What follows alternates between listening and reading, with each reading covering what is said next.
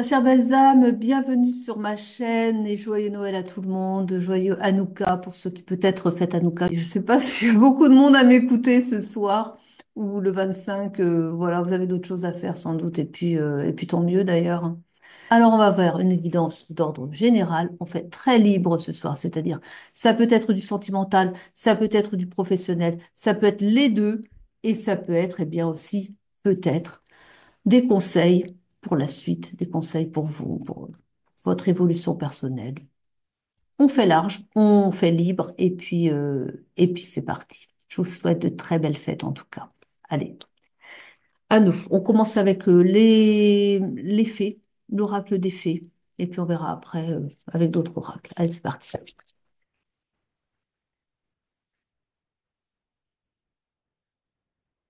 Trouver l'équilibre. Cette fée nous dit, trouvez l'équilibre entre votre travail, le temps pour vous reposer ou vous amuser, et vous bénéficierez dans votre vie de davantage d'énergie, d'harmonie et de productivité. Faites une sieste revitalisante. Bah, écoutez-vous en fait, écoutez vos besoins, écoutez, écoutez votre cœur, votre âme. Dans la mesure du possible. Mais si vous vous sentez fatigué et si vous avez la possibilité d'aller vous détendre, allez vous détendre, écoutez-vous, faites-vous du bien. Si vous êtes sous stress et tout ça, et que vous avez envie de faire une belle sortie en forêt là, pour vous détendre et tout, et que vous en avez la possibilité, eh bien faites-le. Soyez à l'écoute de votre corps, soyez à l'écoute de vos ressentis, et puis dorlotez-vous, quoi. Allez, la vie est pas facile, alors faites-vous du bien, quoi. Allez, hop, voilà. Hein? On fait comme ça, hein? Allez, on continue.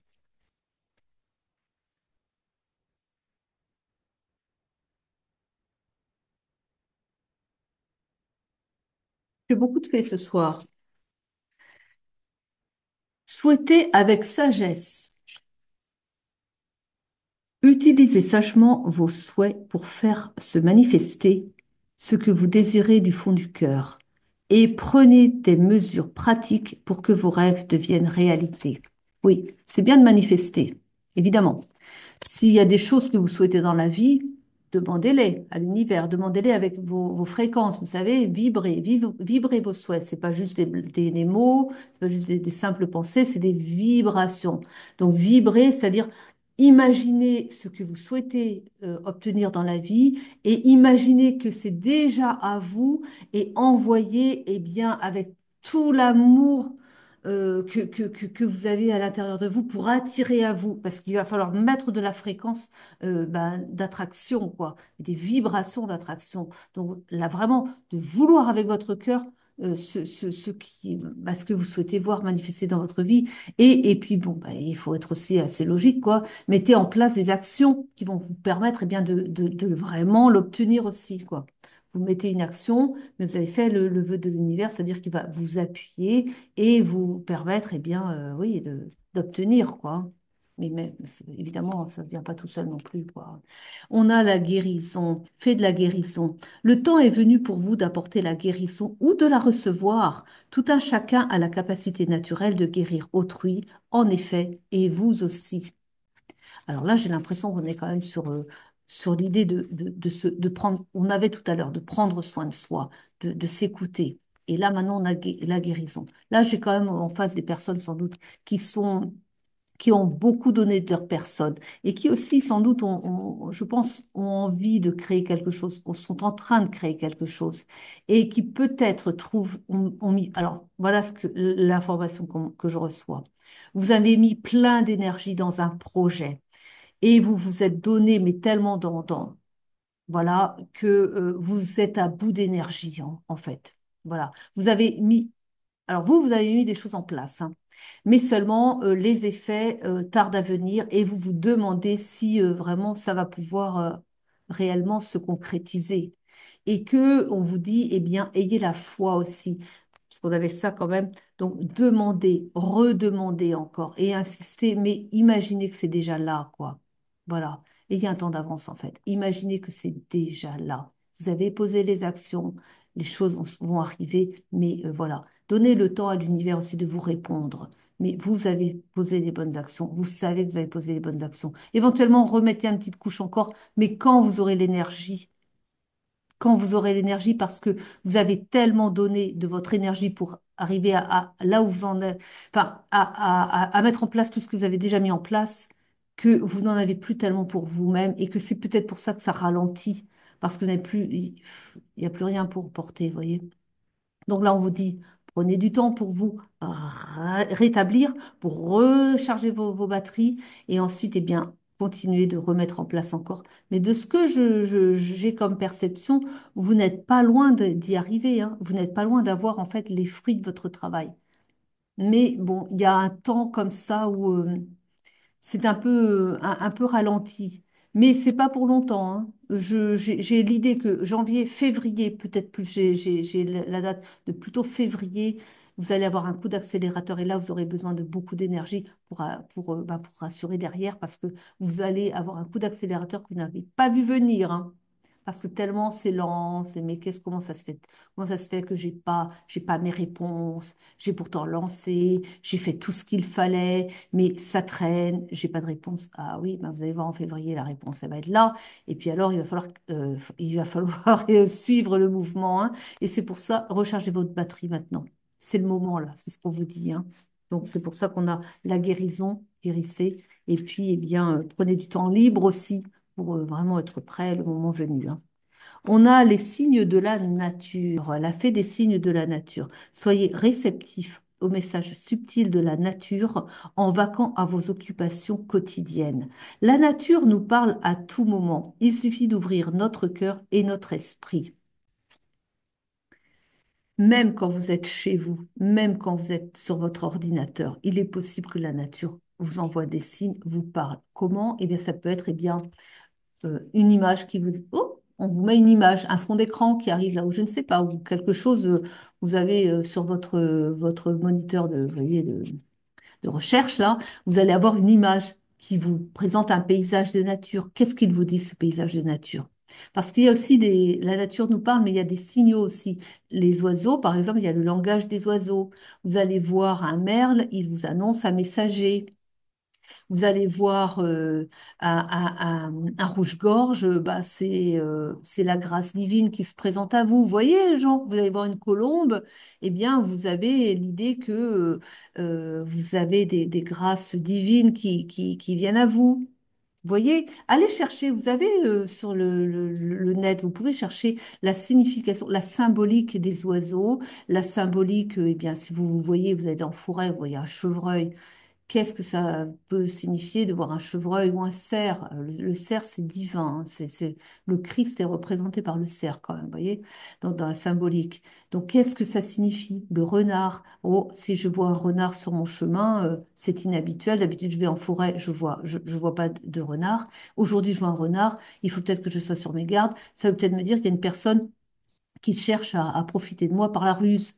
Ce genre de choses, vous voyez, peut-être que non, mais si vous avez à l'intérieur de vous le sentiment qu'on cherche à vous passer un message, allez chercher la signification de l'animal qui s'est présenté à vous, vous voyez, les signes de la nature.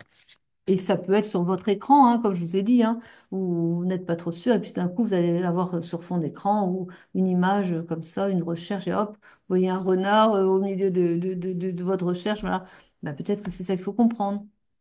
Ouais, soyez ouverts en fait, hein. On a oh, l'abondance. Eh bien, pour terminer l'année et pour commencer l'autre surtout, on la mérite bien celle-là, hein. Alors, préparez-vous à l'abondance qui approche. Libérez-vous de tout blocage mental. Au royaume des fées et au royaume des hommes, il y a suffisamment d'abondance pour tout un chacun. Oui, ne soyez pas limités. Ne limitez rien. Et puis alors, on est le 24 décembre, enfin, au moment où vous regardez, ou un autre moment, peu importe. Elle est postée pour le 24-25. Vous recevez des cadeaux. N'allez quand même pas dire. Alors déjà, c'est très impoli. Et puis, ça, c'est vraiment le coup d'arrêt à l'abondance. Vous recevez un cadeau, ah, ça vous touche au cœur. Très bien, ça c'est très bien. Mais n'allez pas dire à la personne, oh, fallait pas, s'il vous plaît. s'il vous plaît. Accueillez.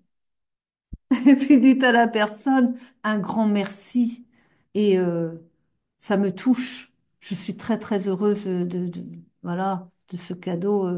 Vraiment, ça me touche. Mais ne dites jamais, fallait pas. Jamais. Parce que là, vous coupez le circuit de l'abondance, là. Parce que l'univers vous entend dans ce que vous dites aussi, hein. Et alors, surtout puis alors, si c'est répété en plus, alors, soyez pas surpris qu'après ça, vous avez du mal à obtenir des choses, hein. Mais oui, mais tout est langage aussi, hein. Les langages, les mots qu'on utilise sont des vibrations.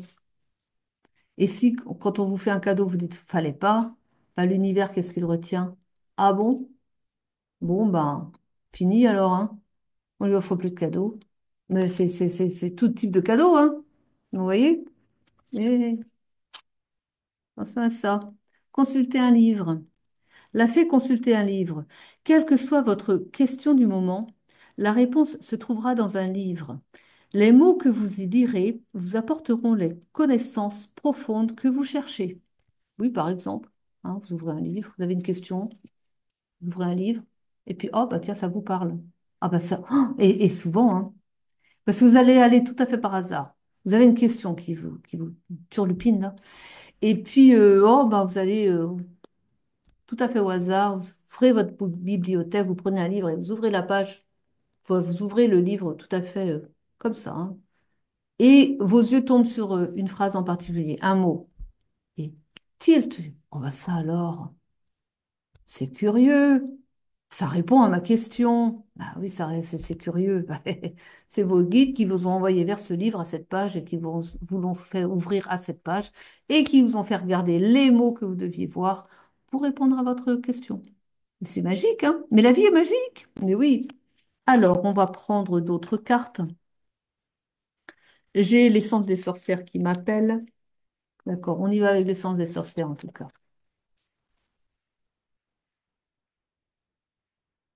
Ah, alors pourquoi donc? Alors, il y a une rupture là. Vous êtes en phase de rupture là pour le moment. On vous annonce son retour, hein. De ce que l'on me dit, c'est une histoire qui est faite pour durer. Et c'est quelqu'un qui... alors, votre autre plaît beaucoup à la gente féminine, il est vrai. Vous ne lui faites pas assez confiance quand même, hein. On vous dit que... mais si. euh, ayez confiance. Alors, non seulement... Alors, ils sont drôles, mes guides, je vous assure. Ils me disent, ah ben, il va tellement en avoir marre d'avoir toutes ces femmes qui lui tournent autour. Je suis désolée parce que vous n'avez pas envie d'entendre ça, hein. Mais bon, en même temps, c'est bien quand même. Ils me- Alors eux, vraiment, quand ils s'y mettent, ils me disent que il en aura tellement marre d'avoir toutes ces femmes qui lui tournent autour que ça va l'obliger à revenir vers vous rapidement pour que ça les calme toutes, quoi. Hmm.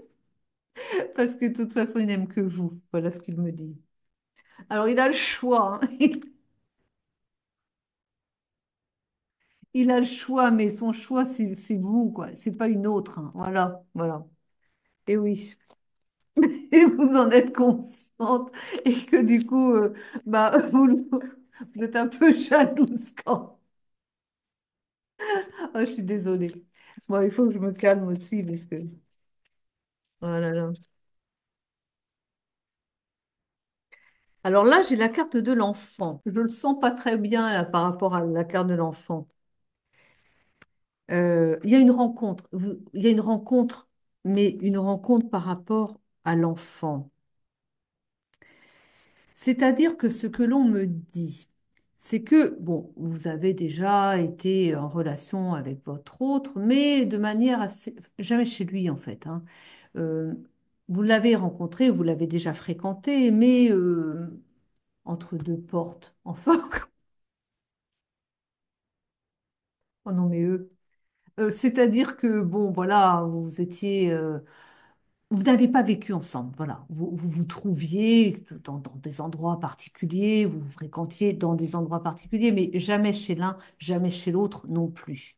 n'avez pas été vraiment ensemble, même si vous, voyez, vous fréquentiez quand même très bien. Mais du coup, vous savez qu'il a un enfant, oui, mais vous l'avez pas encore rencontré, l'enfant. Et justement, il y a cette rencontre avec l'enfant qui va se faire, parce qu'il tient quand même à ce que vous rencontriez son enfant. Mais, parce qu'il y a un mais, l'enfant fait la loi à la maison. L'enfant a décidé que son père devait vivre avec sa mère et que bah, ils sont séparés, ils sont même sans doute divorcés, enfin ils sont plus ensemble en tout cas.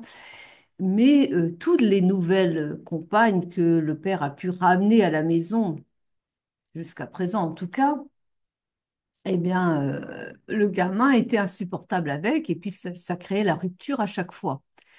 Et donc le père là, bah, il hésite un petit peu. Alors il va vous le présenter, hein, mais il n'est pas très serein quand même parce qu'il ne sait pas comment le gamin va réagir, quoi. Et oui. Et du coup, quid de l'enfant, quoi. Bon, évidemment, vous êtes, voilà, il n'y a pas de raison a priori, mais le gamin, il s'est mis en tête que son père devait retourner avec sa mère, quoi. Et du coup, c'est un vrai problème. Mais c'est un vrai poison, hein, mais parce que il est caractériel, le gamin, hein. Ah, il fait la loi à la maison, hein. Ah, mais c'est ça, quoi. Et voilà. Allez, on continue. On a la projection. Oui, il imagine déjà la réaction du gamin, hein. Mais ça l'ennuie, quoi. Il sait pas. Mais c'est un gamin qui aurait besoin d'être suivi, hein, parce il est vraiment perturbé par rapport à ça, quoi. Il il accepte pas que, oui, vraiment. Mais je dirais même qu'il n'est pas à sa place, quoi. On le remet pas à sa place, ce gamin-là, parce que il se donne des droits sur son père qu'il n'a pas à avoir, quoi. C'est-à-dire qu'il faudra lui expliquer les choses, mais lui dire aussi, mais fermement, hein. Et je crois pas que le père le fasse. Bon, alors, bref, il y a une nouvelle qui va arriver. Il va communiquer avec vous, hein. Il va communiquer parce il veut fonder un foyer avec vous, hein. Il en a vraiment envie, hein. Il en a vraiment envie. Il a envie de, voilà, il a envie d'être avec vous. Il veut construire avec vous, hein. Vous êtes voilà, la personne de son cœur, la personne de son choix. Il n'y en a pas d'autre, hein. Il veut pas d'une autre. Et ça le rend malade, hein. Ça le rend, j'ai la carte de la maladie. Ça le rend malade que, voilà, il a peur. Il a peur de réaction de son gamin, quoi. Et ça le rend malade à l'idée que vous soyez rejeté comme les autres ont pu être rejetés avant. Mais avant qu'ils vous connaissent, hein. C'était avant qu'ils vous connaissent. Parce que du jour où il vous a connu, ce que je vois, c'est que ça a été un coup de cœur, un coup de foudre, et du jour où il vous a connu, il n'y en a pas eu d'autre. Il ne voulait pas d'une autre. Et avec vous. Donc, c'est ça, hein.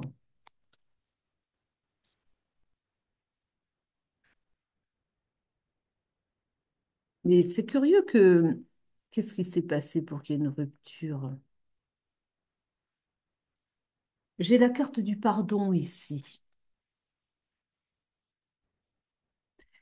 Là, on me dit que il a des choses à se faire pardonner. Là, on me dit il est pas à l'aise, en fait. Il n'a pas été correct avec vous, sans manquer de respect, mais il est bien possible d'ailleurs qu'il ait compris que la phase suivante, c'était de vous introduire chez lui, justement. Parce que cette relation allait loin, mais que ensuite il voulait quelque chose, ben, justement, de construire avec vous un foyer, quoi. Et que il a pris conscience qu'il y avait ce gamin qui allait poser encore un problème et il s'est dit, voilà ce qu'il s'est dit, que, il fallait consolider absolument la relation entre vous et lui avant avant de vous présenter à son gamin, parce que sinon, si le gamin était aussi épouvantable avec vous qu'il avait pu l'être avec les autres, vous alliez partir et vous n'alliez pas plus, et il n'allait plus pouvoir vous récupérer. C'est ça qui lui fait peur. Et plutôt que d'en parler avec vous, plutôt que, voilà, de vous préparer et de préparer le gamin, il a plutôt pris la fuite en se demandant, en sachant très bien il veut quand même être avec vous, hein.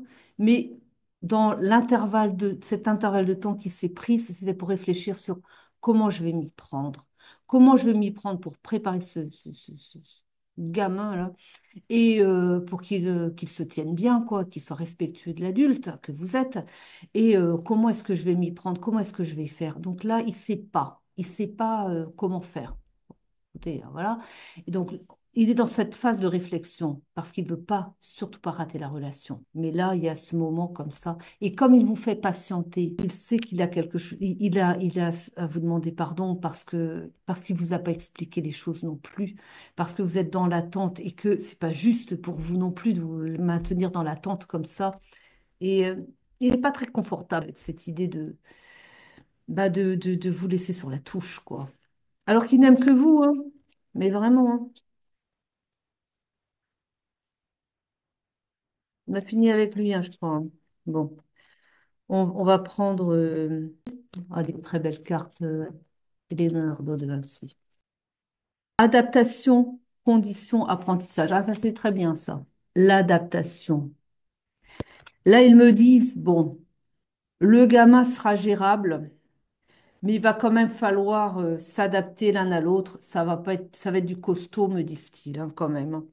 Mais vous allez trouver les mots pour le rassurer, parce que vous avez quand même un sens de la psychologie suffisamment aigu, ce qui fait que vous allez réussir à calmer la bête, quoi. Je suis désolée d'en parler comme ça, mais je vous assure que il faut voir un peu, hein. Vous avez vu un chat sauvage, un chat qui a peur. Vous avez vu un petit peu comment c'est là? Ben, c'est un peu l'image qu'il me donne, quoi. C'est euh, ça donne envie de fuir, quoi. Hein? Ben, il les a bien fait fuir les autres, en tout cas, hein. Donc, on vous dit eh bien, que vous allez trouver le moyen de... Vous allez trouver vous allez trouver son... En fait, je crois que c'est ça. Ah oui. Ce qu'ils me disent, les guides, c'est que vous allez être accompagné, pour le coup, hein, parce que vous êtes la relation sacrée pour votre autre. Donc, c'est vraiment le couple sacré, ils y tiennent. Ils me disent que, ils vont vous permettre de voir un peu le talon d'Achille du petit, là, pour pouvoir l'avoir, voilà, le calmer, quoi, hein. Ah bah, dites donc, ça promet. Bon courage quand même, hein, parce que vous allez y arriver, oui, mais c'est une terreur, dites donc. Il a 8 ans. Ils me disent il a 8 ans. Alors imaginez, hein, à 8 ans, il est comme ça. Imaginez quand il va faire sa crise d'adolescent. On a ici l'obstination, l'acharnement et l'entêtement. Je crois que c'est ça, ça vous caractérise. Que le petit, là, il peut toujours essayer de vous faire sa crise.